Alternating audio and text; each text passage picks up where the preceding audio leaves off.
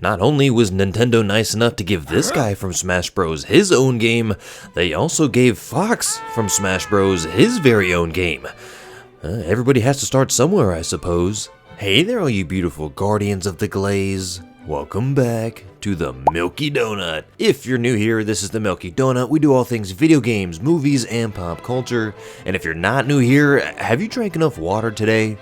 Are you sure? Are you lying to me? Don't you be lying to me now. Well, before we yet again jump back into our video game time travel machine, as always, I would like to mention that I do have a goal of reaching 10,000 subscribers as quickly as I can, and we are less than 1,000 away. So if you enjoy, don't forget to like the video, leave the glaziest of comments, hype it if you can, and subscribe if you think it's worthy of the algorithm. As always, shout out to the current subscriber of the week, Mr. Albert Levins 9191, and feel free to run this video up because you could very well be the next MVP. And with all of that nonsense out of the way, let's jump back into our video game time travel machine and do a barrel roll for the very first time. For just about my entire life, whenever I would think about some of the Nintendo 64's greatest games, my thoughts usually revolved around games like Mario 64 or Ocarina of Time because, well, those were the two I played the most. There was another game, however, that was always in my mind, secluded in its own little corner deep within my thoughts. Star Fox 64, a game that has quietly remained one of Nintendo's most beloved releases for nearly 3 decades, but one I personally just never got around to playing. Fox McCloud is yet another character that I only knew from Smash Bros, and I hated him because one of my childhood friends who was a huge Star Fox fan would constantly whoop my ass with him so badly it got to a point where I literally had a disdain for Fox. And I know it sounds a little bit dramatic because it is, but believe me, it was indeed that deep. I'm talking almost ending friendships here, okay? It was serious, you know how it is. I was always more of a Wolf fan anyways, but nonetheless, I'm sure people who have never even played Star Fox 64 have probably heard somebody say, "Do a barrel roll," at least once in their lives. Before picking out one of your guys' recommendations and sitting down to play it for myself, that was about the extent of my knowledge. I knew who Fox was, I knew what Star Fox 64 was, I even played it at one time at my friend's house on, well, something. Is there a GameCube version or something? Whatever it wasn't a Nintendo 64, I can tell you that much, and to be completely transparent, it might not have even been Star Fox 64. Who knows? Anywho, it doesn't matter, I haven't played it. Like I said, I knew Fox McCloud from Brawl. I knew his famous one-liners, and I knew the game had a loyal fan base. I expected a fun but simple arcade shooter, but what I found instead was what just might be one of the most tightly designed action games Nintendo has ever made. Star Fox 64 wastes absolutely none of your precious time getting started. Within just a few minutes, you're introduced to the Great Fox, the Star Fox team, and the threat posed by Andross, who's an exiled scientist with armies that have invaded the oh-so-peaceful Lylat system. Instead of bogging down the experience with overly complicated lore, Star Fox 64 establishes everything it needs to with impeccable efficiency.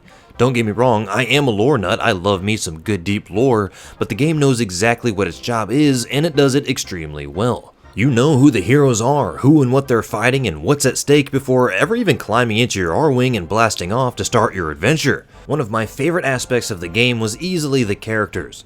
Fox, Falco, Slippy, and Peppy are simple archetypes, yet they feel incredibly unique because the game develops them during gameplay rather than through exposition dumps and cutscenes that interrupt the flow of gameplay. Falco is always challenging your abilities while Slippy constantly gets himself into trouble, and Peppy offers calm guidance without ever coming off as an intrusive tutorial.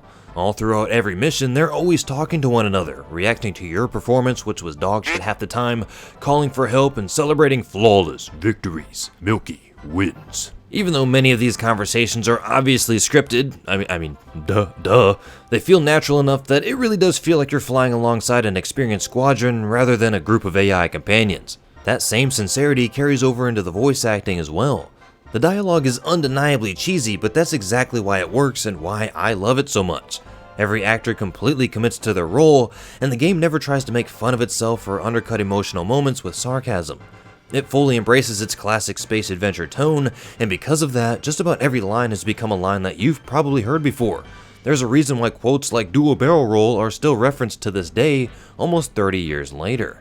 But every great team of heroes needs an equally great team of villains. Well, that's where the rival mercenary squad Starwolf comes into play.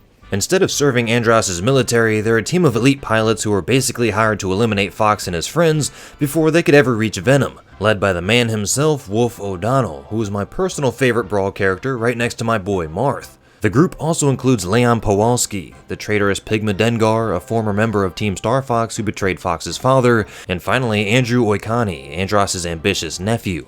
They are essentially the dark reflection of Fox's own team, matching them pilot for pilot while lacking the loyalty and camaraderie that define Star Fox.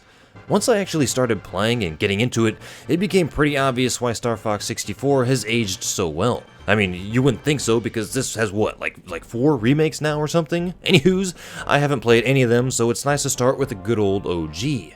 On paper, it seems like just a fairly straightforward shooter, which, I mean, it is. Your R-Wing automatically flies forward while you destroy enemies and avoid obstacles. Yet Nintendo built an impressive amount of depth around that simple concept. Boosting, best one by the way, braking, barrel rolls, somersaults, charged laser shots, smart bombs, and weapon upgrades all work together to create gameplay that's immediately approachable but pretty darn difficult to actually master. While the controls are simple enough to learn within just a few minutes, like I said, there's a pretty hefty amount of depth hiding beneath them. Your R-Wing can boost quickly to close the distance on enemies, or brake to avoid incoming fire and line up more precise shots if you want to get jiggy with it. That iconic barrel roll isn't just a flashy maneuver either. It actually reflects enemy laser fire, turning defense into an offensive tool if timed correctly, which is super cool because I literally thought it was just good for strafing left and right. A little bit later on, you learn how to perform somersaults and U-turns, giving you even more control during all-range battles. And on top of all of that, collecting laser upgrades transforms your standard blasters into devastating hyper lasers, while smart bombs act as limited screen clearing attacks that can instantly wipe out large enemy formations or deal massive damage to bosses. None of these mechanics feel unnecessary. Every tool has a purpose, and before long, you're naturally weaving them together without ever even thinking about it. And those controls remain remarkably responsive, which you know I'm a fan of. But you know what I'm also a fan of, my dear Guardian? Atmosphere pacing. Good pacing, and Star Fox 64 has it. By this point in the series, I'm beating a dead horse, but for you newcomers here, modern games way too often shove mechanic after mechanic down your throat until the experience becomes bloated. It's better to master one kick than to know 1,000. I think Bruce Lee said something along those lines. I don't know. Star Fox 64 doesn't fall victim to that issue. Every new level introduces another idea before the previous one starts to feel repetitive, similar to what I mentioned in my Mario Bros. 3 and Super Mario World videos. Feel free to check those bangers out after this one if you want to. One mission I was weaving through the skies above Corneria while buildings burned beneath the invasion, and the next I was flying through asteroid fields or abandoned space wreckage, gross polluted oceans, military factories, or even across the surface of an actual star. I was having a great time. Each environment has its own identity and tells part of the larger story without ever slowing the gameplay down to do so. And that environmental storytelling ended up becoming one of my favorite aspects of the game. Andross spends surprisingly little time on screen, but his influence is impossible to ignore. And I just played a little indie game recently that had a villain who was also sparingly used, but according to you guys, they ruined that in the remakes, so I'll appreciate it here yet again. Every planet tells its own part of the story. Whether it's Corneria fighting off an invasion, Zonus drowning beneath toxic pollution, or enemy factories churning out weapons for Andross's army. But perhaps one of the best things about Star Fox 64 is just how replayable it is. Instead of following one linear campaign, pretty much every mission contains alternate objectives that determine where you'll travel next. That includes secret exits, hidden bosses, and alternate routes, all of which, according to my research, which I always do, end up creating 25 possible paths through the Lilat system, meaning every playthrough can unfold completely differently than the one before. It's just so much fun helping Falco through the waterfall on Corneria and protecting allied bases, or rescuing teammates while running the risk of failing important objectives, which all change the course of the campaign. Even your failures become a part of the experience instead of simply forcing another repetitive reload. However, there were several levels that ended up becoming personal favorites of mine. Corneria, as I mentioned earlier, is an excellent opening stage, because it introduces every major mechanic while immediately showcasing the personalities of the Star Fox team. Not quite to a Mega Man X level of excellent, but excellent nonetheless. Sector X creates a surprisingly eerie atmosphere as you navigate through abandoned wreckage searching for one of Andross's secret weapons. But I think Macbeth might just be my favorite mission in the game, tasking you with chasing an armored military train transporting supplies to one of Andross's factories. If you manage to shoot every railroad switch before the train reaches its destination, you derail it directly into the weapons facility, creating one of the most satisfying moments in the entire campaign. Area 6 serves as the game's final gauntlet before reaching Venom. Huge battle cruisers fill the screen, and Andros finally contacts Fox directly as you break through the last defensive line surrounding his fortress. It's another one of those great moments where the gameplay itself communicates the story. You don't need a cutscene telling you that the tide of the war has turned because you can feel it as enemy fleets crumble around you. When I finally reached Venom, defeating Andros felt like something I actually earned. The final battle is also surprisingly bizarre, especially during the true ending where his grotesque brain is revealed after destroying his mechanical disguise. It's an unexpectedly unsettling finale for a Nintendo game about a couple of talking animals flying about in space, and I love it. After escaping the collapsing fortress, Fox is guided to safety by the spirit of his father, James McCloud, who offers one final moment of encouragement before disappearing once again. It's a quiet, simple, and emotional ending that perfectly balances the excitement of the final battle with a genuinely heartfelt conclusion. So after all of these years, finally experiencing Star Fox 64 for myself, what does your boy Milky think? Well, I don't think its legacy has everything to do with nostalgia, I'll tell you that much. But the nostalgia exists, sure, because it was many of your childhoods, but also because the game is indeed exceptional. The controls that are actually fun to learn and master. The memorable characters that are alongside you throughout your journey, fantastic pacing, and imaginative level design that still holds up today because they're, well, great. Who would have thunk it? Rather than trying to be the biggest or longest game, Star Fox 64 focuses entirely on being fun from beginning to end, rendering it a certified banger here at the Milky Donut. And with that, we come to the end of our time travel journey.